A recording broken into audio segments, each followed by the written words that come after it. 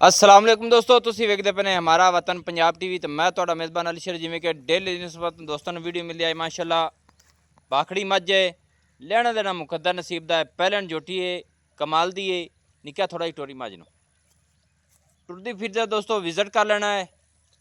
कोशिश करांगे कि मुनासिब कीमत विच दोस्तों नूं लैके देवां। माशाअल्लाह मझ दियां लंबाइयां उचाइयां, मझ दे थण विथां अल्लाह दे हुक्म नाल हर चीज़ मुकम्मल है। माशाअल्लाह कद सोना, सिंग सोना, अखां सफेद चिट्टियां, लंबाई मझ दी बड़ी सोहनी है। थल्ले मझ दे कट्टा है। दुध आपां पुछ लैने मालकां कोलों कि किन्ना दुध देसू।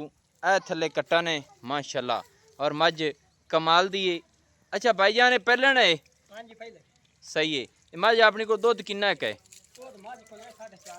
4.5 लीटर इक्के टाइम मिलती है? दोवें टाइम तुसी इक्के टाइम चोंदे ने? सही है माशाअल्लाह। ते अगर बनी हुई कहानी मझ? हाँ जी नहीं हुई मझ वातर वूतर लाई फिरदी? मौसम है हुण? अच्छा अच्छा माशाअल्लाह दोस्तों तुहानू थणा दी चेक कराई माशाअल्लाह। 4 तो 4.5 लीटर दुध हाजिर दी गड़ियां दे विच इस मझ कोल है। थान सोहना पावर वाला, पहले जोटी कमाल दा दाना है। लेना देना नसीब तो मुकद्दर दा है। अच्छा निक्के होर थोड़ी जगह टोरी नमाज दोस्तों टुरदी फिरदी तसल्ली कर लेनी माशाअल्लाह। कमाल हो गई।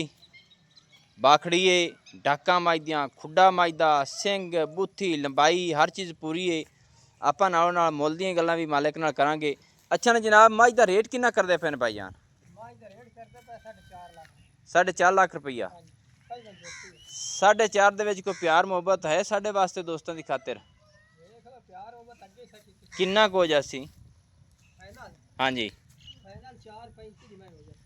4,35,000 दी थल्ले कट्टा है सू? अच्छा कट्टा 70-75 हज़ार का है। इसे कट्टे तो मिलती है? अगर कट्टे तो पीछे हटाइए तो फिर बाड़े तो मिल जासी? कट्टा काटते तो मैं अज पैसे 10 किन्ने दी हो जासी? 4 दी नहीं 4 तो तुम घटानी पी 60-70 हज़ार का कट्टा है। अच्छा चलो फिलहाल कोई दोस्त आंदा भी कट्टे तो बगैर लेना नहीं नहीं मुहब्बत करना मुड़ 70-60 का कट्टा भी काट के केते बजते हैं पीछा? अच्छा 3,80,000 दोस्तों 3,80,000 रुपया जुट की डिमांड है कट्टे तो बगैर। अगर कट्टे समेत लो 4,35,000 रुपया है। 4 तो 4.5 लीटर